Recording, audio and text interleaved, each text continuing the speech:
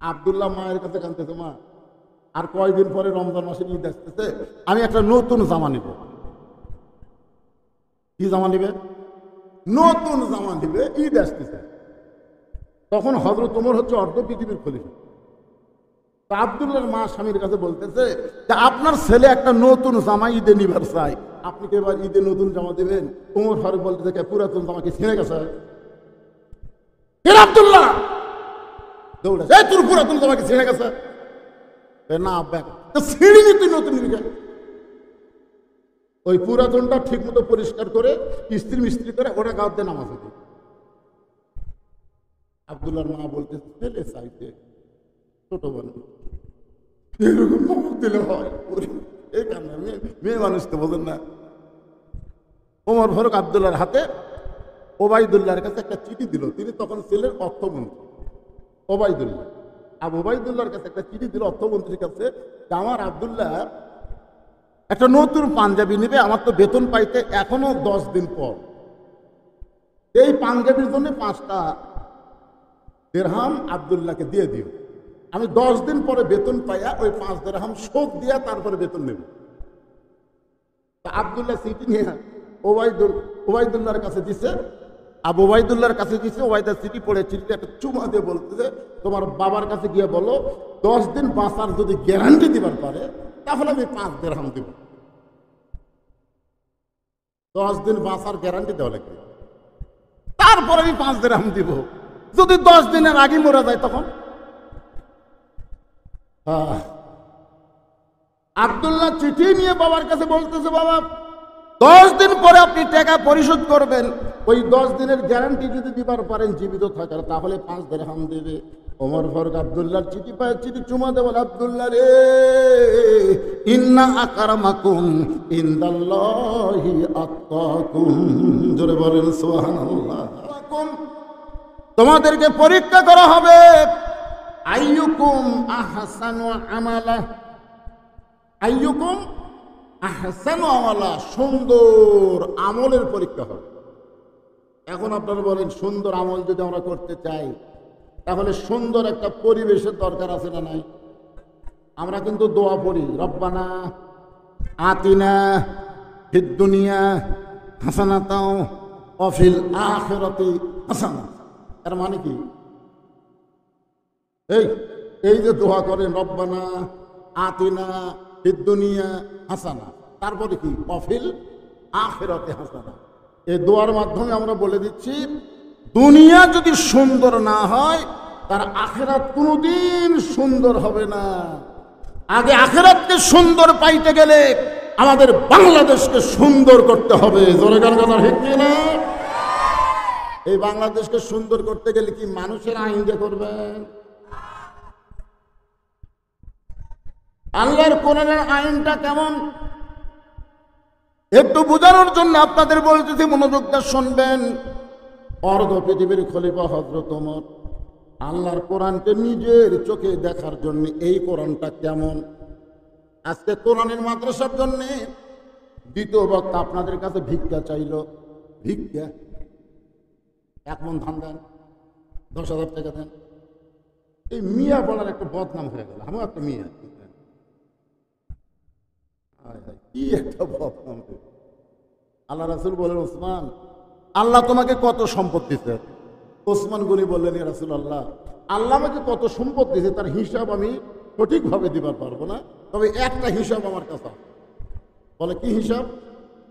বলে, আল্লাহ আমাকে যত সম্পদ দিয়েছে এই সম্পদ রক্ষণাবেক্ষণ করার জন্য যে গুদামে রাখা হয়েছে, ওই গুদামে তালা দিয়া চাবি টানতে একটা তেজস্বী উট হিমশিম খায়।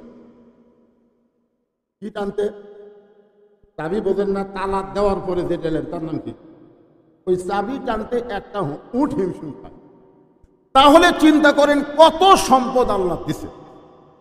আল্লাহ ওসমান, আল্লাহ তোমাকে এত সম্পদ দিছে, সেই সম্পদ যদি ফেরত চায়, দিছে কে? সে আল্লাহ যদি ফেরত চায় তুমি কি করবা? সঙ্গে সঙ্গে ওসমান গনি এক দৌড় দিলেন। সাহাবীরা বলতেছে, সম্পদ ফেরত চাওয়ার কথা শুনে ওসমান গনি দৌড় মারলো। কিছুক্ষণ পরে দেখে আল্লাহ রাসূল যে উটটা চাবি বহন করে, ওই উটের দড়ি ধরে এনে নবীর হাতে দিয়ে বললেন যে শুধু গুদাম না, গুদামের সম্পদ না, গুদামের তালা না, গুদামের চাবি না, চাবি বহন করা উটটাও আমি আল্লাহকে দিয়ে দিলাম। রাসূল বলে, ওসমান তুমি সবই দিয়ে দিলে? ওসমান বলে, সাহিবা মাত্র আর বাহককে দিতে বাধ্য থাকিব, যে আমাকে দিছে তাকে দিতে আমি কেন অপারগতা প্রকাশ করব? রাসূল বললেন, তাহলে তোমার জন্য তুমি কি রাখলা? বলে, আমার জন্য আল্লাহ রাসূল থাকলেই যথেষ্ট। তাহলে সুবহানাল্লাহ করে হবে না তো?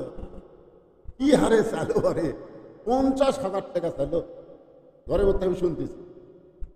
এই মিয়াপাড়া সব চাকরি বাকরি করে বিদেশে বাইরে থাকে, তাদের কাছে 50,000 টাকা কোনো ব্যাপার। এই ভাই ওটা নাই, আমি দান চাচ্ছি না, ওয়াজ করবো। দেখছেন দেখছেন,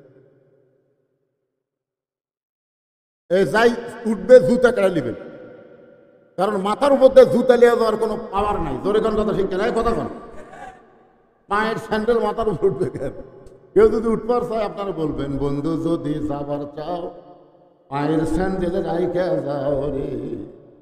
একটা গান আপনারা শোনেন না আগে, বন্ধু যদি যাবার চাও ঘাড়ের গামছা রাইখা যাও রে। মানে তোমার গামছা দেখে দেখে তোমার কথা আমার মনে হবে।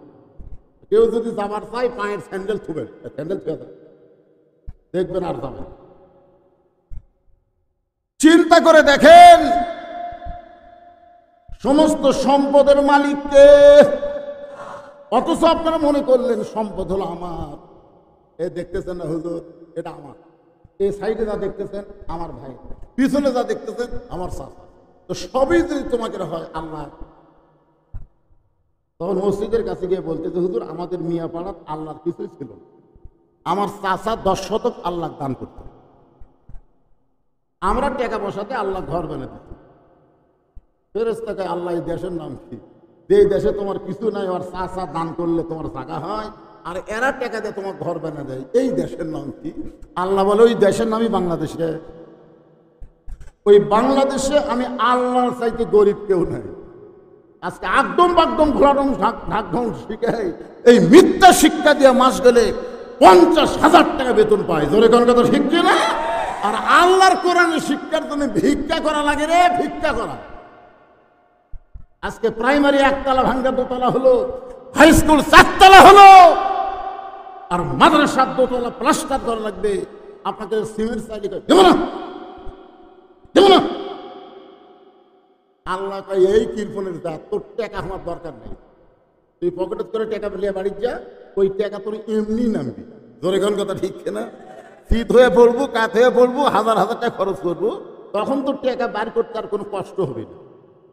গোসলখানা যা, তোর বউ স্লিপ খেয়ে পড়বি, মাথা ভাঙ্গা যাবি, পঙ্গু হাসপাতালে যাবো, 1.5 লাখ টাকা খরচ করবো, তখন টাকা বাড়াবি রে, তখন টাকা বাড়াবি রে। এই হুজুরের আবার কি হলো? এই হুজুর খবর কি? এখানে হাফেজি মানুষের ছাত্র কয়েকজন আছে? হাত তো হাফেজি মানুষের ছাত্র, তোমরা সব ওঠো, তোমার কোনো ফর্সি না, ওঠো, একটাও থাকা লাগবে।